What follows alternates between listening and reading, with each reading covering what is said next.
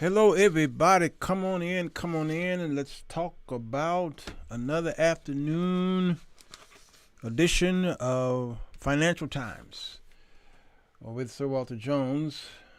Today, we're going to continue this week. As y'all know, we started a few days ago on a new endeavor, 3 o'clock Central Standard Time every day. We're talking about finance, especially investing. All right, and so no fluff at the beginning of our shows, no singing and things like that.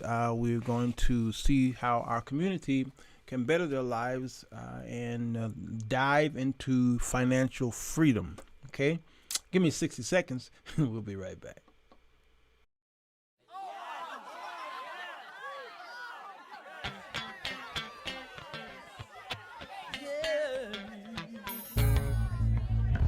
Bass.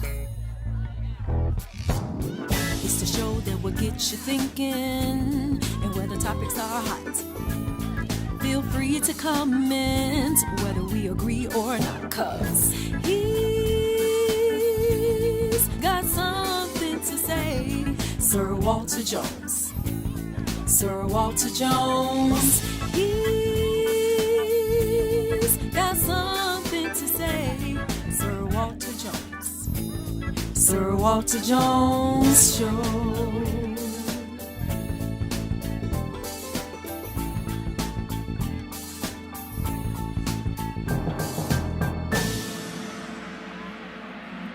Come on in. The water's fine.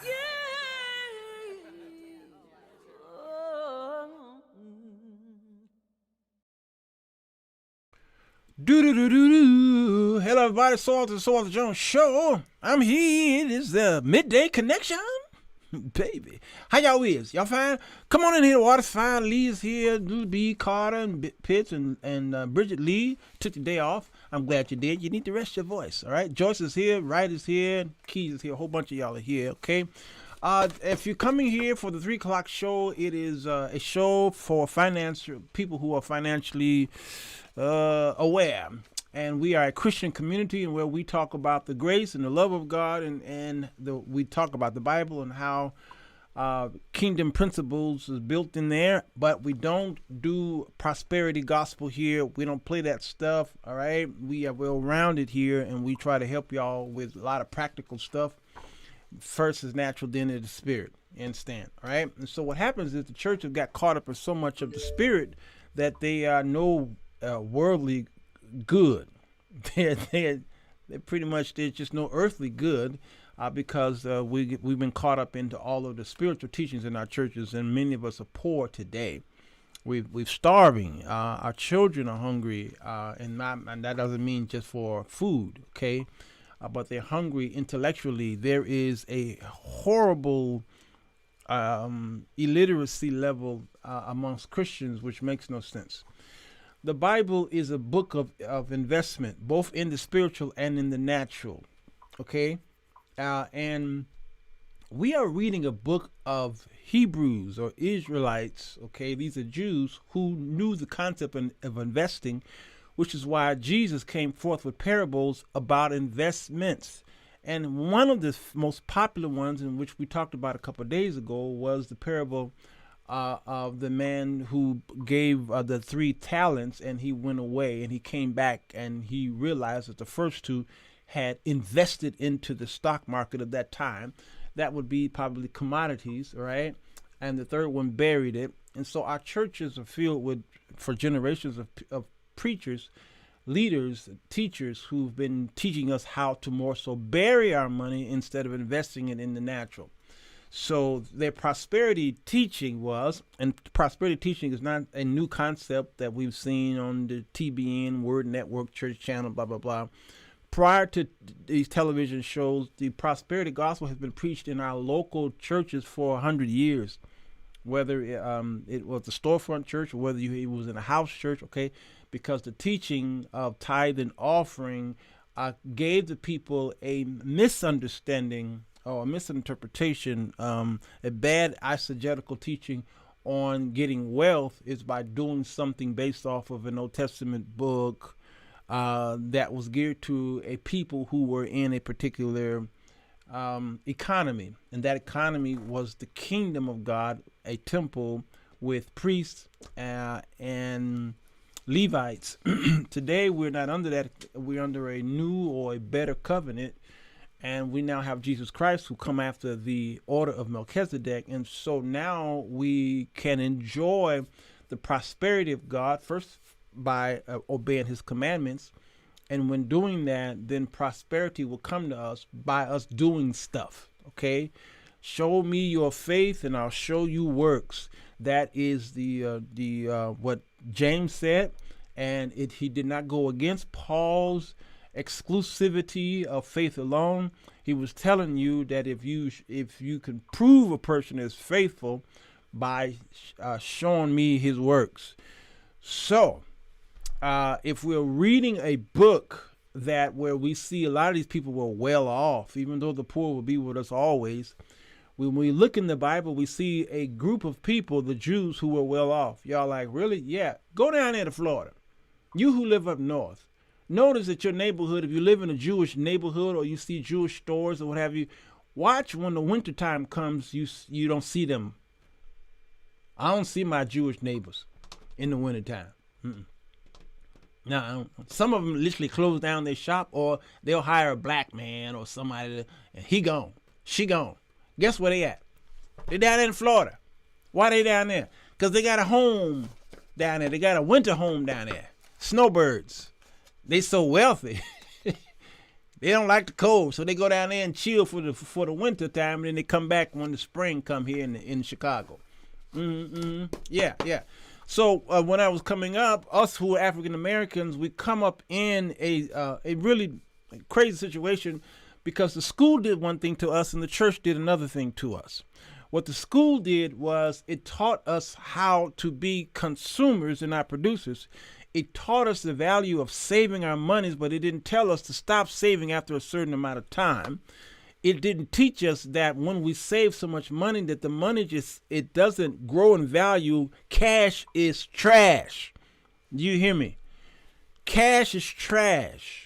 So what cash does is it just sits there and do nothing but weakens, because what Main Street is doing is operating and growing and what have you, and we get this thing called inflation that hits the cash, okay, and it depletes the value of the cash, and so we're taught to save this, yet it is losing its value. Meanwhile, we take what's losing value and we go out and we put it into the economy, or we stimulate the economy by becoming consumers. That's what our schools taught us. Then on Sunday, we go to church, and church co-signs, in a sense, what our schools taught us is that when we go to church, then we were told to give our way out of poverty. All right. Give your way out of poverty into wealth. And so they set up these $50, $100 line, $1,000 lines, and then we gave to the church. And then we went back home to a grammar school, high school, even college mentality of I'm going to go to work for someone. I'm going to either be a blue collar or white collar, don't matter, but I'm going to work for someone. I'm going to make this amount of money. Uncle Sam's going to take the money out of render what to Caesar, what is Caesar. You're not even thinking about tax shelters. You're not thinking about how to get, you don't even look at that stuff, all right? So a lot of us just filled out that one form. Y'all know what that one form is when it comes tax time. And you filled out that one form, they took your money, you work for someone, and you said, I'm going to work until I retire, and then I'm going to collect Social Security or a pension or something like that. So you're still in the mentality of consumerism.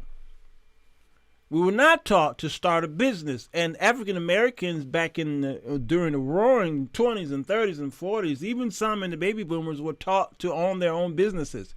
This is why we had Black Wall Streets, not just in Tulsa, but in other parts of the nation. All right. My father worked for the Chicago Transit Authority, but it drove him crazy. He drove the cab for a couple of days, and then he says, "That's it, I'm done." And he quit corporate America, and he started to become an independent man. He became a carpenter. He had the skills, and he went out there and he learned how to code switch. He learned what the white man was doing. All right, and he bought his own tools. He registered his company name, and he got. I remember seeing the letterheads at the house. He bought a typewriter. He bought a. He just bought a lot of stuff. Okay, and then he went out there every day and he hustled on roofs and in basement and build.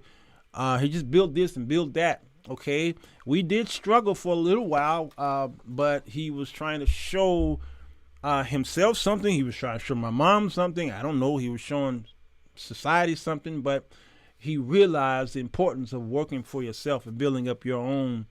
All right, and then he began to buy into real estate because he understood that the generation before him became wealthy by buying real estate or owning real estate. And so he began to buy up property, buy this and buy that and buy that. Now he's sitting on a really nice nest egg. So for what he paid for that property back in the 1970s, it's got $1 million price tag on it, and he can just right now, they're begging to buy his property right now because he held on to it because he understood the value of ownership. All right. So I want to do this. I wanted to do the pep talk this week for those of you to try to remove that fear and remove the stain of fossilization, horrible teaching, and that fear of not investing. All right. So one of the reasons is you think that cash is everything, but it is absolutely garbage. All right. It's not worth what it was worth 20 years ago, 5 years ago, 1 year ago. It's not worth the same thing. It's losing value. It is fiat, and nations never survived in antiquity through fiat. And it is so weak. It is such trash that it is leaned on, or it's backed by just a promise. Since 1971, Richard Nixon removed the gold standard from the dollar to protect America. He was caught between a rock and a hard place. He had to do it. I know we judge him for it, but we realized that he had to do it or we were in serious trouble. Why? Because other nations they came together with the Bretton Woods meeting of when was the Bretton Woods meeting? 30s or somewhere around there. I can't remember, but when they met, the other nations decided that the United States dollar was the central fund for the world because it was trusted, it was tried and true, and we were a super nation, a superpower, the dollar. And so they tied their gold to the dollar, and most of the gold in the world was stored up here in America. But the United States were spending too much in the 1960s. In the 60s, actually, 50s and 60s, they were spending too much. And the nations got nervous because they were holding our money, and it was tied to the gold. And so what the other nations were doing, they was calling America, say, listen, we need to exchange your dollars back we're coming to get our gold. And it put fear in the United States. And so Nixon says, we got to stop this or there's going to be a run on the banks. And so what he did, he says, what they call it, the convertibility. He says, I'm going to remove that. He has ordered the financial guy, I forgot his name, to reverse it and to remove the gold standard from the dollar and then tie what to the dollar? Faith. Faith of who? The United States. And if you take your dollar right now, it does say in God we trust, but is that real? Is that for real? We're not even a Christian nation. We did that show last night. Go to that show last night. We're not even a Christian nation. But the dollar says in God we trust. It is a legal tender. That's all it is. And if you trust the United States, in whom most of you do not, then by all means have your way. But because you don't trust the United States, you trust the dollar, which is backed by a nation in whom you don't trust. Go figure. Have you ever tied that to your mentality? You trust something that is backed by a nation in whom you don't trust. Okay? So it's worth less. You could take the dollar right now, which is worth how much, Pitts? 80 cents or less, okay? And you can tear it. I think it's called, this probably worth 50 cents now, the dollar. You can tear it in half. It's now not worth nothing. Take some tape, Scotch tape, put it back together. Now it's worth something. There's nothing in the commodity world that have that kind of power, where it's worth this amount. You rip it, it's not worth anything. You put it back together, now it's worth the same. That's a magic dollar. And there's no commodity that we know that does that. There it is, the Bretton Woods system, 1944. I thought so. Crazy, we were just talking about this before you went live. Who? My sweet daughter. You and Junior? Yeah. Okay. And when you get the Social Security, you can't get no additional money more than certain amount. Yes. Yeah, absolutely. And unfortunately, Sierra, my son, and my daughter being millennials, they're in more trouble than we are. They're in more trouble than we are. And the statistics are saying that millennials are in a very poor state of being, more so than I thought we were, but they're worse off because the money won't be in the coffers, won't be in the banks, it won't be there when it's time for them to retire. So they've got, and then the show I did yesterday about why the young people are not going to church like y'all are, it has a lot to do with the disconnect of the generations. They don't believe what we believe. This is not your father's Oldsmobile. You understand? So they don't believe what we believe. They don't want to suffer like how we suffered. And so they're doing things their own way, and sometimes they're creating their own wheels. They're doing, look at their music, look at their clothes, look at the way they talk. Well, didn't we not do the same thing with our fathers as well? All right, they've gone, we went left, they went way left, all right? And they went out there into shark-infested waters, and many of them will suffer, they say, starve. They will not have the financial cushion that we had because they are rejecting what we know. 86 cents today, 84 cents the other day. What'd I tell y'all? You understand? So what you need to do is sit down with your millennial children and help them and teach them the concept, at least the foundational concepts of finance, so that they won't be so lost. Teach them how to be producers, not consumers. I enjoy when I wake up every morning to my daughter and my grandson, and there they are. My daughter's sitting there with her computer, and there she is. She's in the Forex, foreign exchange market, and every morning I wake up and my grandson is sitting there with all that baby food on his face in his high chair, making noise. And my daughter's sitting there, with her curlers. No, she don't have curlers. Well, anyway, her hair need to be done. She's sitting there with her house coat, and there she is on her laptop doing the foreign exchange every morning faithfully. All right?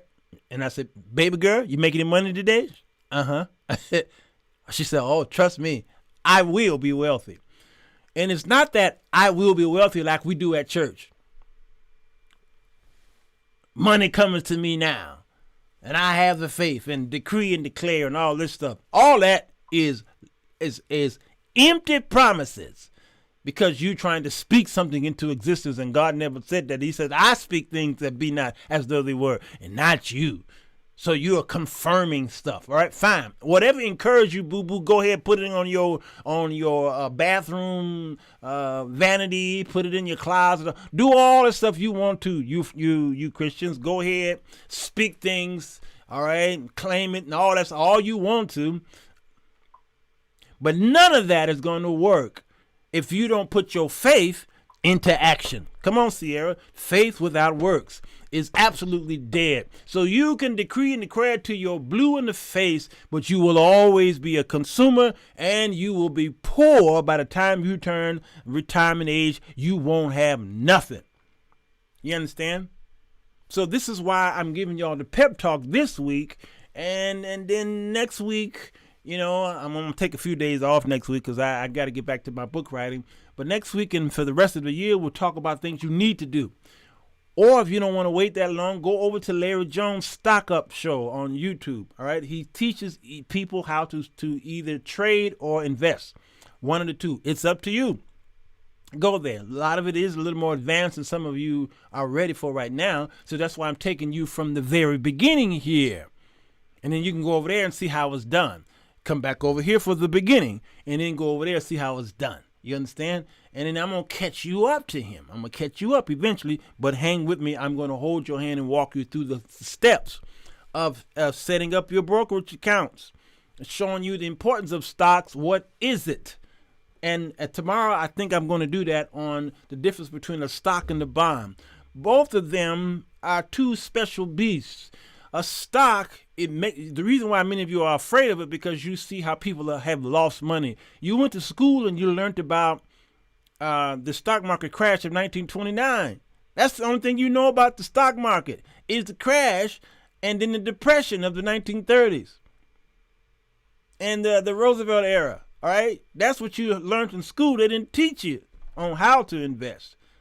That's why the guy, what's his name, Rich Dad, Poor Dad. That book became such a bestseller because he was teaching y'all what y'all went through. So stock is what it says. You got stock in the game. So that means you have ownership. That's what stock means, ownership. And you find a company in whom you trust. All right, and then you buy stock into that. There's two types of stocks. There's common stock and then there's preferred stock. You understand? And it depends on your affordability. All right, common stock is you know, people just buy some stock into a company with their trust. Preferred stock, it means you have preference. That means if something happens, if the company suffers, have to pay off their debts, what have you, you get first preference. That's what preferred stock means.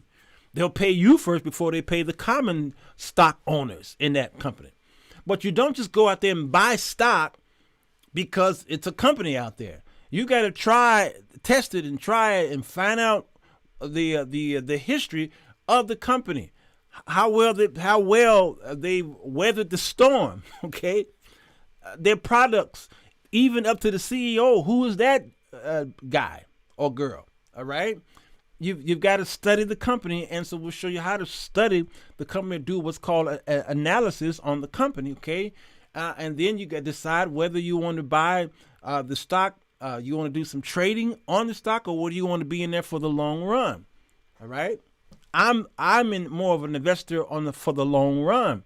I believe in putting your money in there and leaving it and walking away and coming back and visit it every now and then, because the stock market is an emotional beast. All right, so it's that stocks, and then bonds, of course, would be you are lending the company something. Stock is you own part of the company. Bond is you are on the liability list, on the debtors list, meaning you're lending the company money. You're like, isn't stocks doing that? Well, you own part of the company with stocks, because the reason why a company goes public or they offer an IPO, a public offering, is because they want to raise money.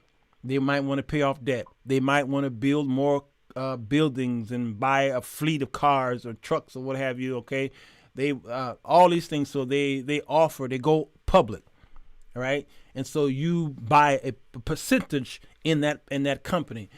A bond is something where you are actually lending the company the money, and they will pay you back what you paid them with interest. Okay, so there's a stock market and then there's the bond market, and it depends on your portfolio.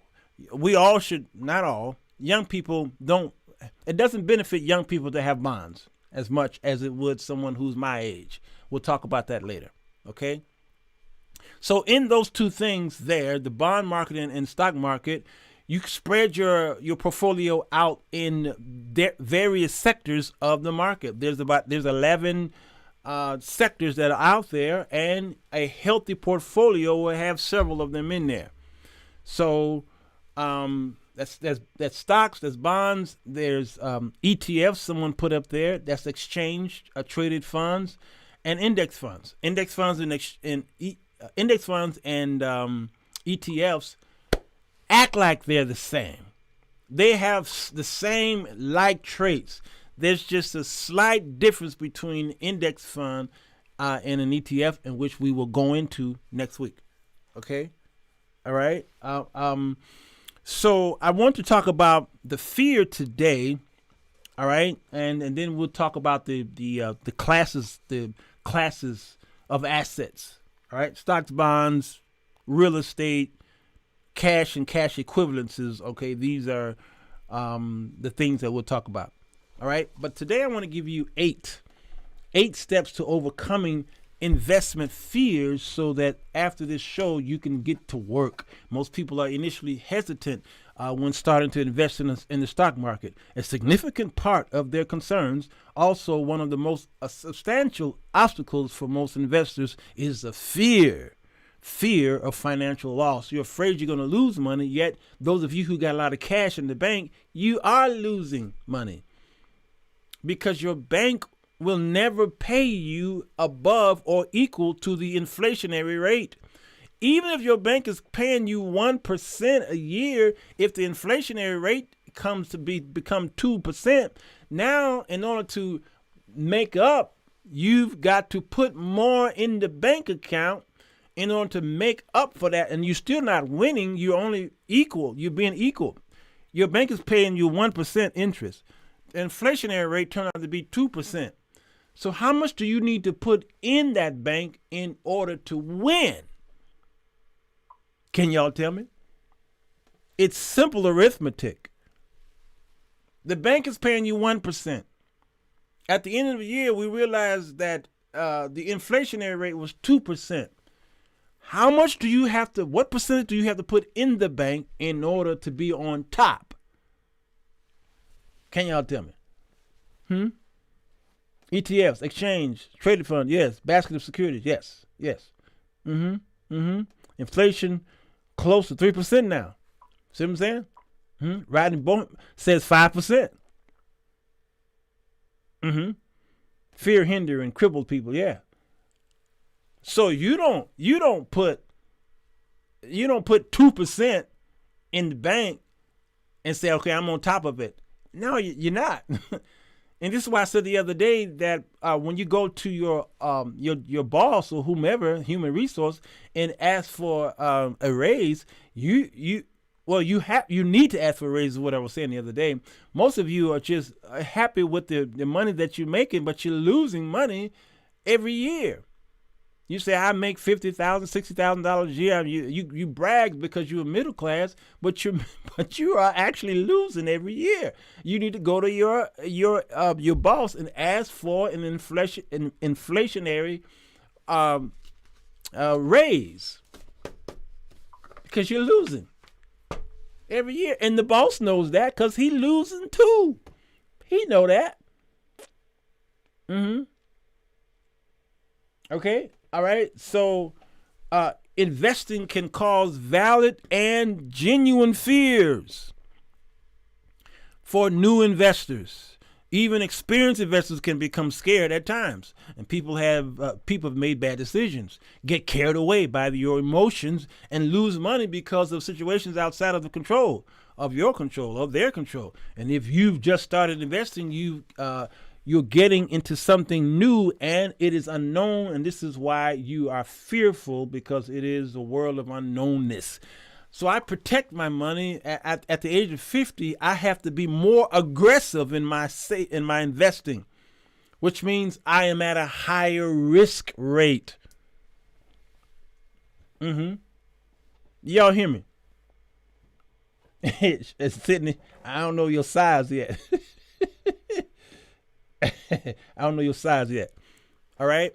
If you are in your 50s, which the average YouTuber, my community, the average YouTuber that's in my and Facebook are in their 50s and 60s, the average. Now, so I had to say average because some of y'all are 20s. Okay, my or 30s. There's my daughter there. All right. So the average person who in their 50s or 60s, you must. I'm going to give you an example, Reba, of portfolio next week.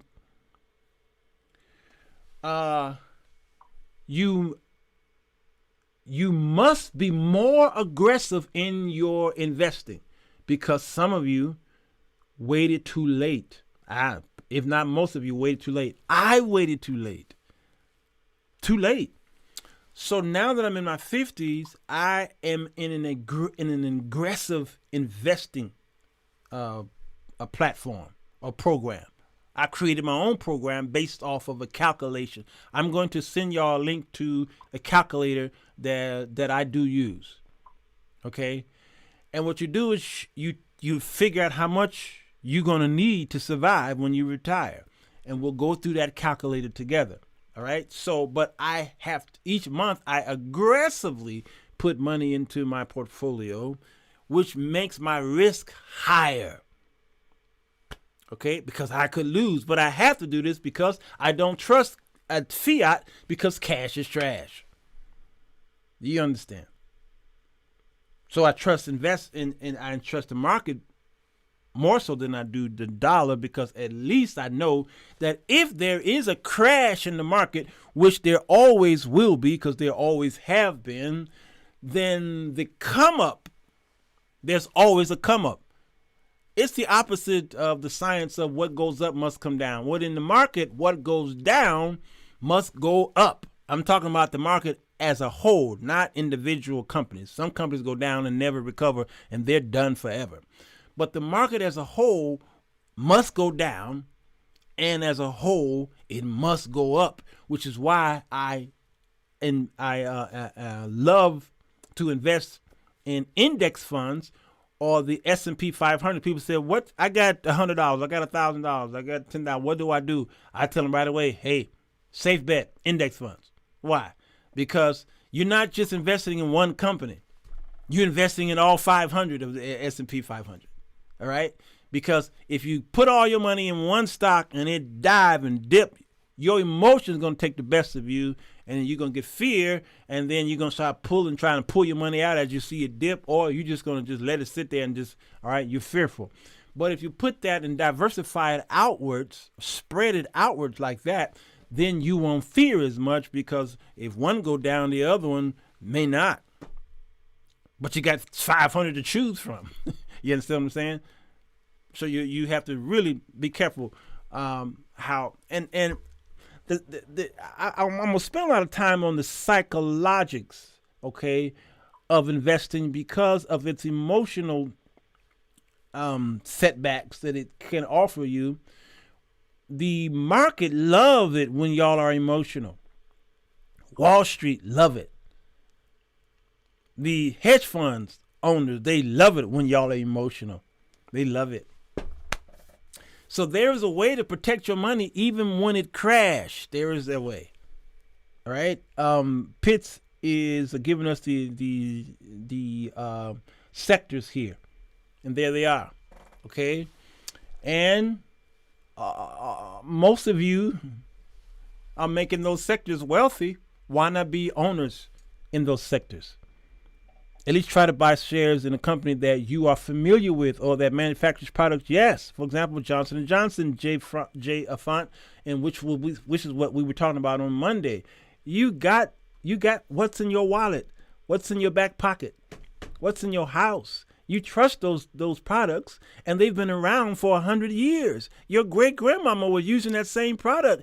I don't think it's going anywhere, no time soon. Y'all understand? All right. So number one, this is the 8 steps to overcoming fear. All right. I'm gonna give you the title first, Pritz. First is educate yourself. Number 2, set investment goals. Number 3, look at the big picture. Number 4, smart. Start smart. Keep contributing. All right? That's number 4. 5, having an investment strategy. 6, use a simple approach. 7, find an investment and invest. 8, don't become discouraged. Those are the 8. Now I'll repeat them and explain them as quick as I can because I am hungry and hadn't had my lunch. Business management is a great example. I took it many years ago. Hey, Trina, sunshine, blessings to you. Don't base your decision on how you feel about the company. You are not investing in them to fall in love. There you go. Yes, and Bill Wells, scared money don't make money, run amok. I said run amok. Run AMC. Why did I say run amok? My bad. Run AMC. Okay? So he's right. Oh, you at work, Pitts. I'm sorry. I forgot about that. It is 3 o'clock. Okay? All right. So let's talk about this, okay? Because again, I'm trying to work on try to quell your emotion. Again, we all are Christians here, and Christians are very emotional people. Go to church and you'll see it, and that's why you're poor, because they use your emotion to get you to give all your money in the church, and then you go back home and you have to hide your car, and you got to call the mortgage company, and you got to call the light company, you got to call the gas company, but because all your money is at church. Man, y'all got to be careful of that. And I love church, but I'm also smart enough to understand how this works. If I don't have it, you ain't getting it. You hear me? And you're not going to manipulate me with witchcraft to try to get me to give it to you. You ain't getting it. If I get a letter from the light company, one of them, what color is that bill? Is it pink or red? I ain't seen one of those in so long. But if I ever got one and I'm at church with somebody, that church ain't getting my money. Y'all hear what I'm saying? No, they ain't. Commonwealth Edison is getting my money first. You understand? Okay, Amber got it. Thank you. There they are.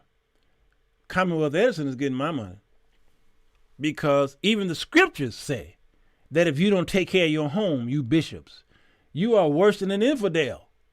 You can't take care of the house of God if your house is on shaky ground. You are a fool. That's shut-off notice. If you got a shut-off notice and you standing in that $50 line at church, you are a fool. And if I was not saved, I'd put an adjective in front of fool. Anyway, I can't tell you what it start with, but y'all good at, y'all are multilingual. Y'all know what it start with. You are a fool. All right, we were looking for stocks with dividends. Dividends is a great way to live for the rest of your life.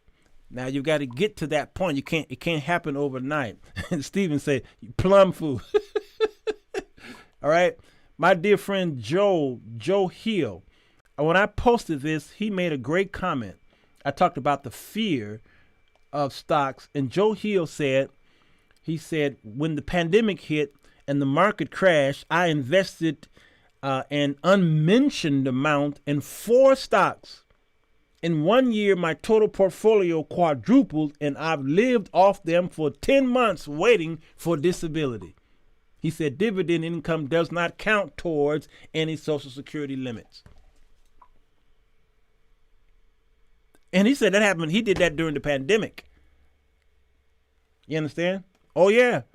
So y'all need to be thinking about dividend stocks. You really need to consider it. All right. And there ain't nothing we're not going to talk about on this show. Number 1, educate yourself. Knowledge is an essential asset when you're investing. Understanding how the market work can help alleviate investment fears. Y'all got YouTube and Google. There is no excuse. And that's the same company. The ABC company, I think is that their name? They own Google, which owns YouTube. It makes no sense for anybody to say, I don't know what to do. I don't know. And it's thousands of YouTube videos out there on how. Number 2, set investment goals. Don't just put your money in there. Make sure you know that you can lose this. Hear me. Never just throw your money into something like that and you have no education on it, first of all. And then once you get educated on it, don't just throw your money in it. Make sure that it is enough money that you can afford to lose, at least for a little time. Y'all hear me? Can you afford to lose it? Because some of y'all get your hair done when you don't need to. You spend hundreds of dollars on getting certain things for your body, certain things for your home, you don't need it. Certain things for your you buy cars, you don't need a new car. That car out there, all you need to do is spend another $1,000 to get it up to par to where you can get from 2 to 4. You just want to look good, so you buy a $40,000 car, and now now you into debt, and now you want me to celebrate you got a new car. I ain't celebrating your debt. Y'all do this in church a lot. I've seen y'all get up in church and testify about you got the keys to a new Lamborghini. Well, okay, maybe not Lamborghini. When you got the keys to a new, I don't know, give me a car that's worth about 40 grand, okay? Some truck, some Cadillac. And then you talking about you went in there and you got that thing with no money down. I'm blessed. I went in there with no money down, and they said, we'll go ahead and give it to you. And man, and they gave me the keys. I drove a lot, and you went to church and testified about that. And the church clapping and applauding and speaking in tongues. I'm like, man, please miss me with that. Why would you want me to celebrate you going into debt? You want the church to celebrate that? They saw you coming. They said, here's one. We got one, y'all. We got one. And then they sold you an extended warranty. That's how they make their money. They saw you coming. And some of y'all, you was a prime. You paying 25% interest rate. And you want me to celebrate that? Man, please. Miss me. That car's not an asset. That is a straight liability. And you on a 6-year plan? Man, miss me. I'm not celebrating that with you. Treska said Infinity. Yeah. Mercedes Benz. Because you want to look good. You don't need that car. And my white friends are riding around on bicycles. And they might catch an Uber here or Lyft or on the train or on the bus. And they ain't crying because they know I suffer now so that I can win later. Y'all want to win now so that you can suffer later. So poor people live check to check, week to week. Depending on when you get paid, you live check to check. The middle class live fiscal year to fiscal year. That's at the end of the year, then you rely on that tax filing, okay? But wealthy people live generation to generation. You understand?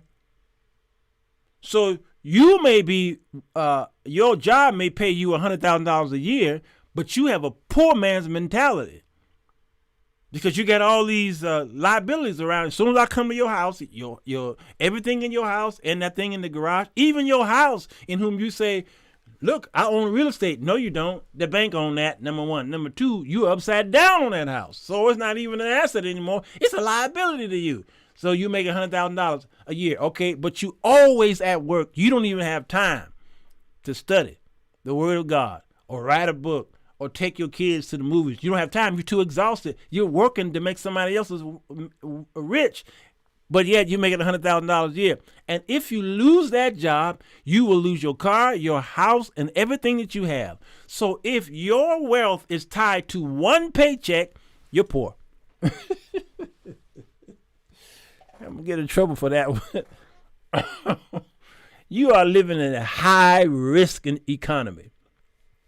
If everything you got is tied to one source, that paycheck, I'm sorry to tell y'all, Now I'm in trouble for saying that. I'm sorry to tell y'all. I said, I will never, ever, God, live like that again. Ever. Ever. So I had to create the Sirwalterj Jones show so that I could diversify or have several resources. So I started writing books. So I started to write my music. And I started to do my YouTube channel. All right. And I started doing coaching classes. Okay. Man, so I got different streams of income out there. I built 5 streams. I needed 5. I didn't want 4. I didn't want 3. I needed 5 streams. And that's what investing in index funds is. You've got 500 streams. You understand what I'm saying? And those of you who are receiving dividend income, it's a great way to at least have a sense of accomplishment and not worry about if you go to work tomorrow, you get a pink slip, a Dear John letter. Sorry, we got a massive layoff. Now, what are you gonna do? You about to lose everything, and then you got to go back to the government for help, unemployment.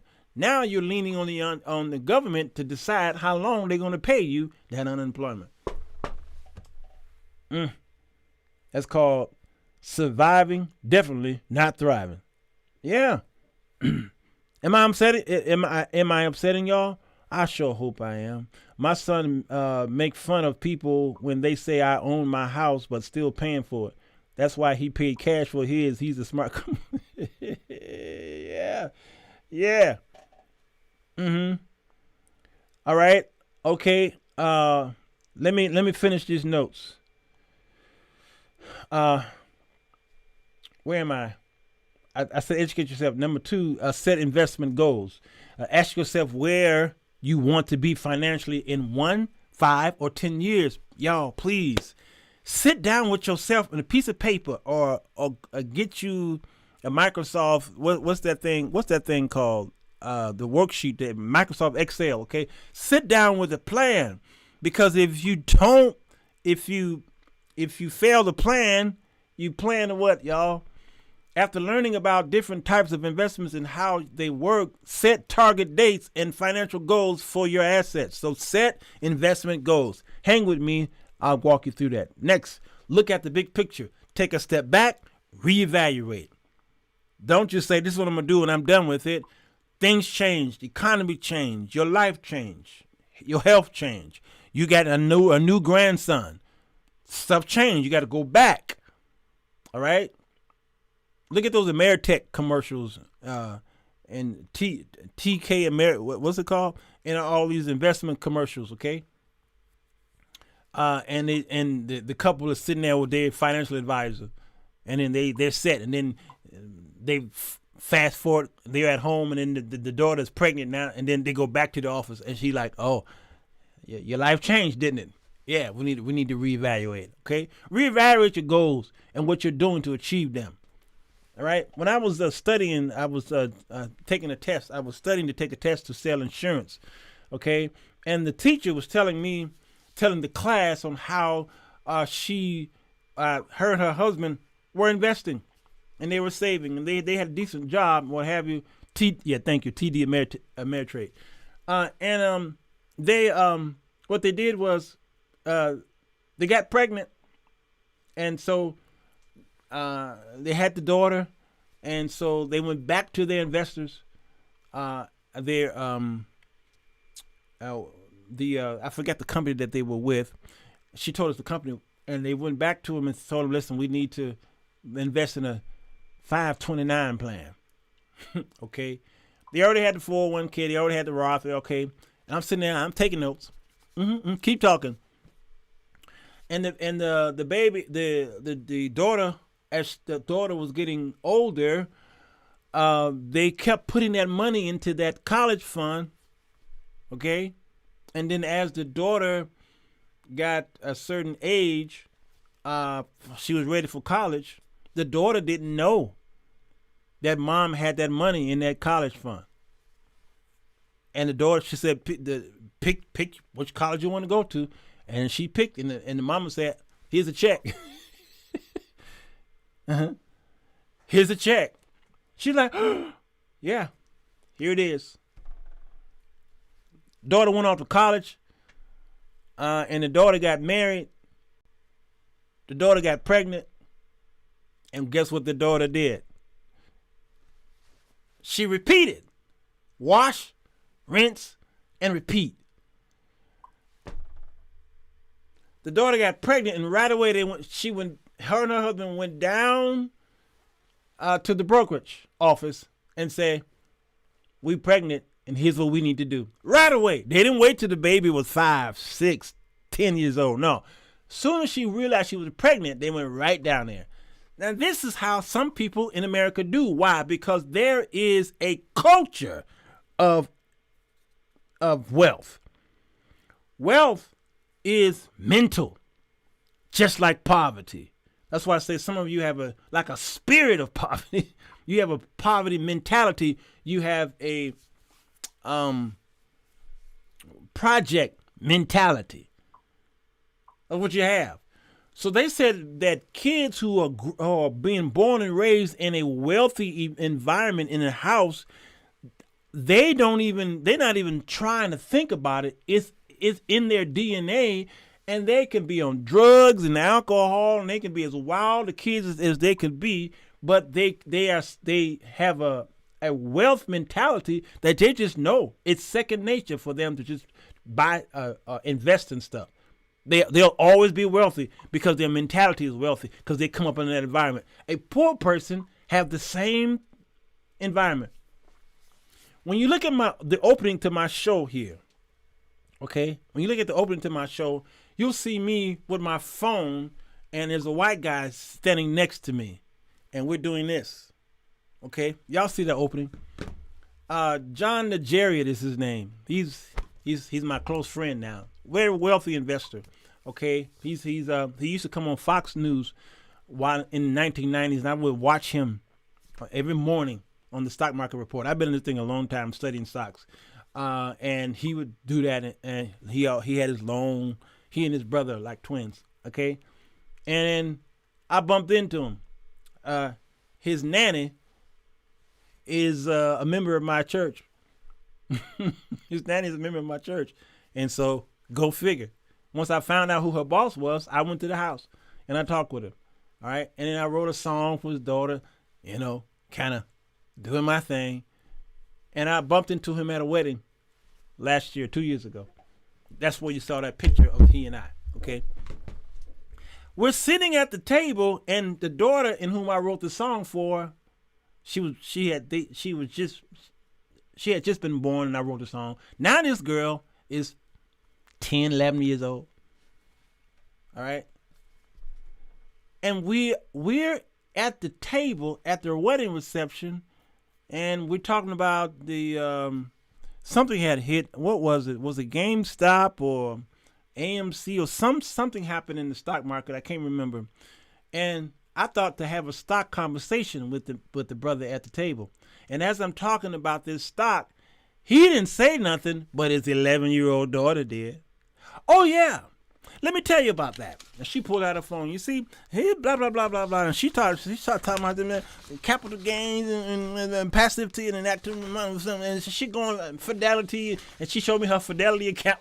She 11-year-old. She showed me her account. And I looked at her like, what? "Oh, yeah, 11 years old." I felt like an idiot because I didn't know what she was talking about. She had been so advanced in that thing, but from birth, she's in that environment. And this is the same, but the opposite of what happens in our homes in a poor environment. And we've got to reprogram our children. We got to reprogram them. If you're working, you should try to save it. Come on, man. Person, teach them.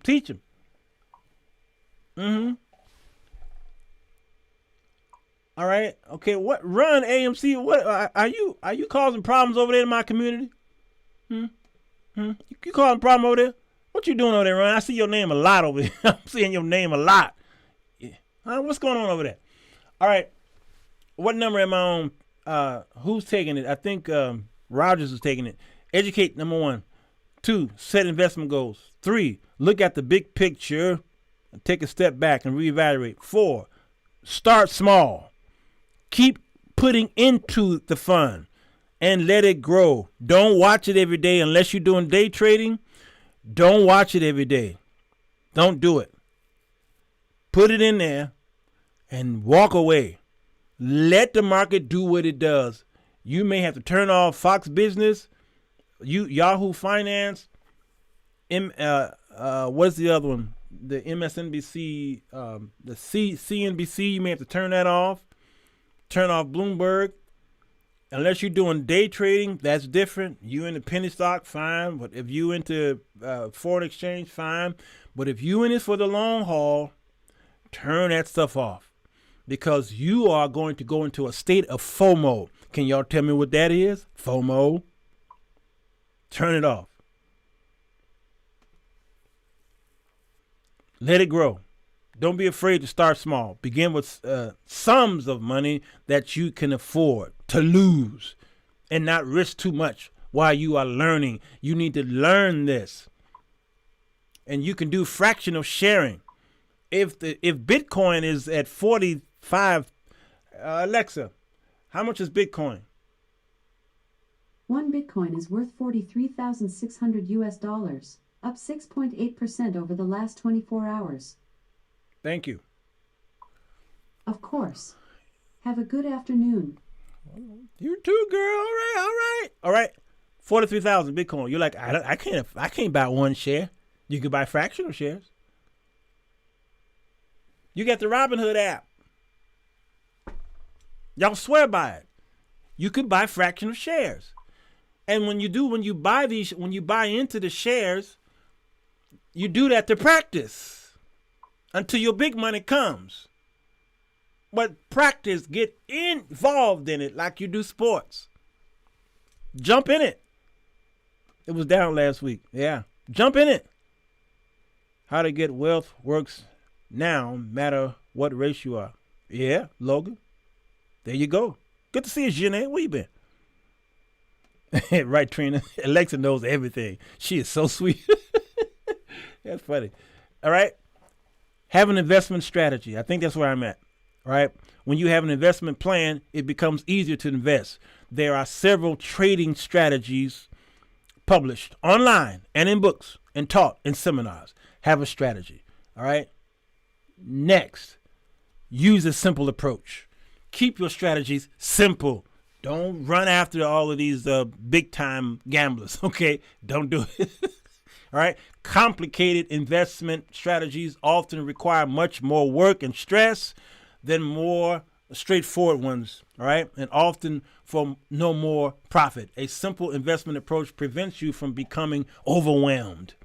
Make it simple. Keep it simple. KISS. I learned that in the recording industry. Keep it simple, stupid. That's what they taught us.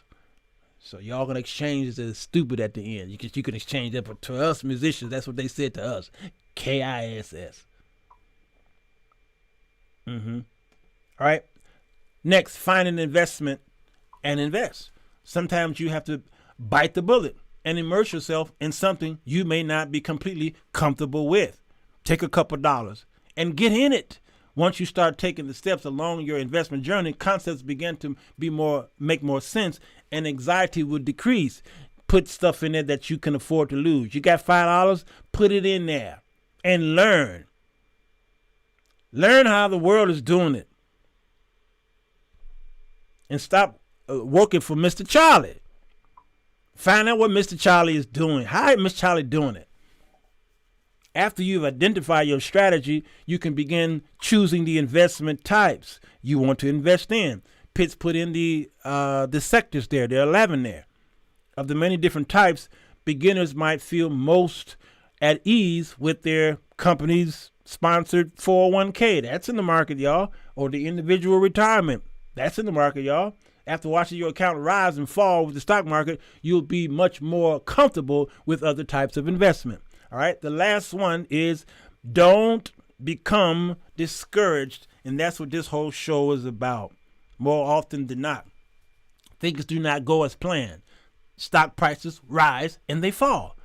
economies expand and contract, and investors with risk plans panic. Start small. Learn from your mistakes and others to minimize. Thank you. I tell my computer to tell me what time it is because I'm trying to learn time management. So thank you, computer. When your investment loses value, get back up and start again. That's the problem. You lose your money and then you're done. You say, I'm done. You can't do that. White folks are in the stock market, y'all. White folks. White folks in it. They ain't gonna let nothing fall. And guess what? White folks are taking the vaccine too. Rogers, you see what I did? White folks taking the vaccine too by the millions. They ain't killing themselves. And they ain't gonna be poor either in the stock market. Y'all saw what I did, right? Y'all saw how I slipped that in there? Man, I tell you, I often live on the edge, don't I? Shut up long enough for once you might just learn. What, Mr. Charlie? What y'all talking? Oh, Mr. Charlie. Oh, Jess. Don't be talking. Yeah, y'all saw what I did, right? White people are the ones that helped me learn how to invest. Come on, Percy. I have Dr. Nigerius' book. Gosh. All right, listen. I appreciate y'all. I'm gonna stop and get me something to eat, but I hope you learned something today. I only want to go an hour. That's why I need the clock keeper. I'm gonna give her a raise, and I need her to push the 1 hour button at the 3 o'clock shows, at least 3 o'clock shows. I want to do 1 hour. Don't overwhelm you. Cut it off. All right. When you get it, we got it. Some shows will be 30 minutes. I may only have just a little bit to show you. All right. So today, I just want to give you again mentality. All right. Come out of the poverty state. Will you please? Let's get back on track to becoming wealthy. Not by what somebody said at church, because the average person who talks about wealth at church is struggling financially. Do you understand? They're struggling. That's it, Logan. We have to talk about money more. Family business meetings. There you go. All right. So walk away from that environment. When you still attend your church, that's fine. But when you hear them talk about when they go into the finance part, la. Give your tithe and your offerings to help support the ministry and whatever you do, okay? But when they start talking about manipulating you with scripture and all that stuff about wealth and prosperity, you close your ears to it. Say, listen, I got a great plan already. I listen to the Sirwalterj Jones show. I listen to the Stock Up with Uncle Larry. I go on these other guys' channels and they help me. Okay, we're doing fine. I've got a guy who's a Series 6 and 6'3" who's in my family. My Uncle Poo Poo, he's a great accountant. Okay, all these things. Okay, you got that. You don't go to church for financial help. Don't do that. For financial education, you don't go to church for that. Even the scripture says, my house shall be the house of what? Can y'all who are believers put it in the comment section? Jesus, God said that my house shall be the house of what? And this is why he went in there and whipped the money changers. Did I help you? I hope I did. Thank you, Keys. The house of prayer. And y'all don't even go there to pray. You go there to raise money and sang. He says, but my house shall be the house of prayer, not the house of mammon and irreproof and money and exchanging and buying and selling stuff. All right. Okay. Thank you, Amber. I'm sorry. I got to go. All right. Yeah. You want to send me a letter? My community, we write to one another. There's a P.O. box over there. And we could correspond through letters. And I'd like to start some kind of, Zoom or something where we can all hear each other's voices, all right? I want to talk to y'all. I want to hear y'all's voice. I want to see if y'all got any accents over there. I want to hear your southern accents, okay?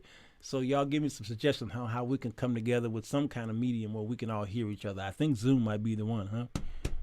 Do I have to set up some kind of Patreon back room? All right. I love y'all. Take care. We'll see you tonight, 9 o'clock, Central Standard Time. Bye-bye.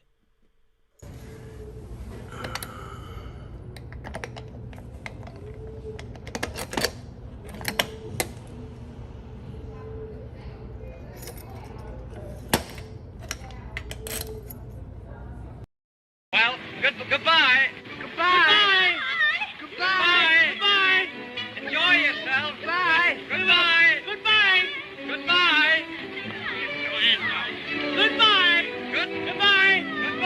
Goodbye. Goodbye. Bye. Well, goodbye. Goodbye. Goodbye. Goodbye.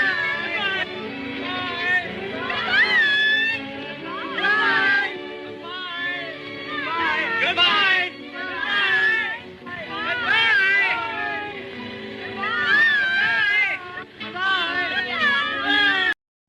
Fellas, does it seem like you can't get a good woman?